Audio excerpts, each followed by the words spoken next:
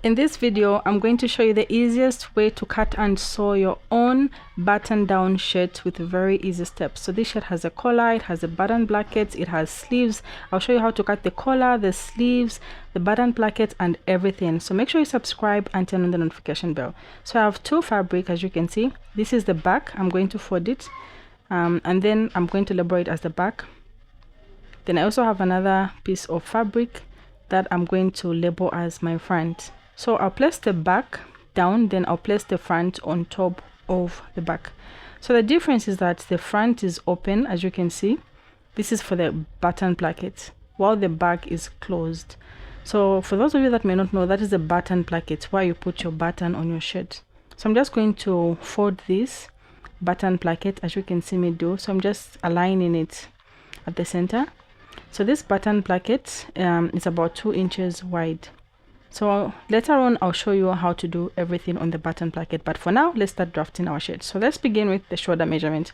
You have to divide your shoulder by 2, then mark whatever region you have of your shoulder measurement, divide by 2. So this is my shoulder measurement that I'm making for a little child. These are not an adult's measurement. Then slant the shoulder by going down by 1 inch. So this is a little boy's shirt. You can replace these measurements with your own measurements. Next, the neck width measurement, which is taken by placing the measuring tape around your neck, then divide by 6. Then we have the neck depth of 1 inch. This is a standard measurement. I'm using 1 inch. Then I'm going to curve my neckline, as you can see me do. Then after curving my neckline, remember we had a shoulder slant this side of about 1 inch. So I'm going to connect this slanted shoulder to my neck width measurement, as you can see me do. So this is the slanted shoulder. Then the next measurement we're going to take is the armhole, divide by 2. Place the measuring tape around your armhole, then divide by 2. Then I'm going to draw a vertical straight line, then another horizontal line outwards, as you can see me do. Then the next thing we're going to do is place the measuring tape around the chest. Get your chest measurements, divide by 4, plus 2 inches of wearing ease and 1.5 seam allowance. So this is it's not a tight shirt, that's why I'm adding wearing ease. Then connect down. Then we're going to curve the armhole by just making a slight curve, as you can see me do.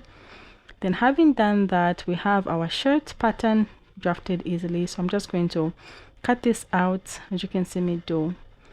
Then remember I have this button placket, this opening. Then for the back part, there's no opening, it's just as it is. So this is the back and this is the front. So we have 2 pieces for the front and 1 piece for the back. So what we're going to do is we're going to fold we're going to start stitching. I'm going to place my pieces on top of each other, the front and back, as you can see. Then I'll stitch on the shoulders like I have done. Then if you have an overlocking machine, you can use your overlocking machine, and also stitch on the sides. You can overlock the seams, you can finish the seams. So I'm just going to stitch on the shoulders, then I'm going to go on the sides. I'm going to stitch on the sides, as you can see.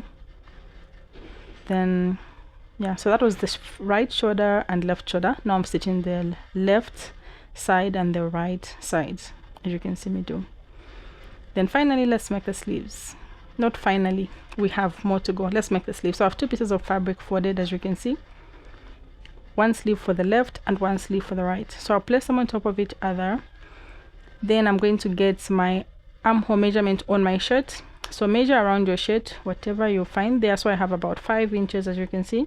So let's make the sleeve pattern. To make the sleeve pattern, I'm going to, remember this is on fold. I'll mark the measurement we took from the sleeve. Then I'm also going to add about 1 inch or half an inch for seam allowance. So this was the measurement we took around this. Then from the top, measure 2.5 inches for sleeve cap length, as you can see. So I'm going to now draw a horizontal line over there. Then I'm going to make a curve. And the full length of the sleeve is 6 inches. Then other 1 inch is for seam allowance, folding allowance. So I'm just going to curve my sleeve, as you can see. Just make a slight curve. So this is very easy. So guys, if you love this video, make sure you subscribe and turn on the notification bell and give this video a thumbs up. So let's just cut out our sleeves, and I'm also going to make notch over there. So we have two, sleeve 1 and sleeve 2. So what I'm going to do is I'm going to fold 1/2 inch and press. I'm going to hem the sleeve, press 1/2 inch, then we're going to have another 1 inch final fold for the sleeve. So this is 1/2 inch first fold, then we have a second fold of 1 inch. Then I'm going to press with my iron. Then I'm going to take this to my sewing machine and stitch this. So before we do that, let's do the same for the other sleeve. I'm just going to do the same, 1/2 inch, about 1/4 inch, then 1 inch. Then take it to the sewing machine. Then after sewing my sleeve, I'm now going to start making the shirt collar and the placket. So let's start with the shirt placket. So we're going to fold 1/4 inch, similar to what we did with the sleeve, then press, then later on fold the remaining allowance and press. So this is where we're going to put the buttons for the shirt.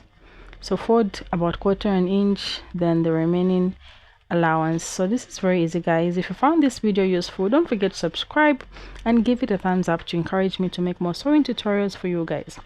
So I've just attached my sleeves, as you can see, and finally let's make the shirt collar. So I'm going to measure around my neck, then I'm also going to add seam allowance. So this is about 12 inches. So I'm going to have add an extra 1 inch. Let's make the shirt collar pattern. So I have this piece of fabric. I'm going to, remember I measured 12 inches in my neck.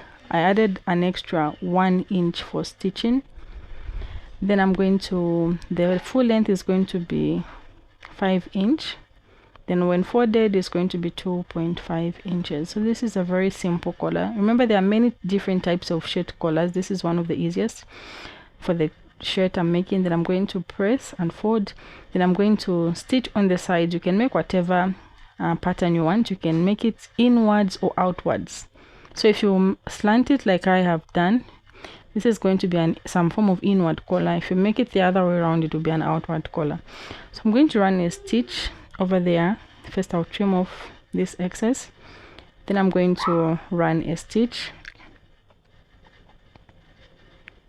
So I'll take this to the sewing machine to run a stitch. Then after running a stitch, this is what I have. So I've stitched, then I'm going to turn it to the right sides. So remember what I said, if you want your collar to be inwards, you make it the other way. If you wanted it outwards, you could have made the curve, the diagonal line inwards. So next I'm going to get my pressing iron and I'm going to press my shirt collar. Then for the inside, I'm going to press about 1/4 inch inwards. Then I'm going to press, then I'll stitch the shirt to it. So this is about 1/4 to 1/2 inch folding and pressing. So I'm going to do the same on the other side. I'm going to fold in and press about 1/4 or 1/2 inch, depending on how much fabric you have or your preference. Then press the top. Then I'll get my raw edges of the shirt and finish it off with this collar. So I'm just going to place it inside the shirt. Then I'm going to stitch on top of it. I'll take it to the sewing machine. Then after stitching, this is the beautiful neat finish that we have, the shirt collar. Then I'm also going to put my buttons on this shirt and also hem their shirt. So guys, if you found this video useful, don't forget to subscribe and give it a thumbs up. So this is the buttons that I'm going to put right here. Bye and thank you for watching. Don't forget to subscribe for more.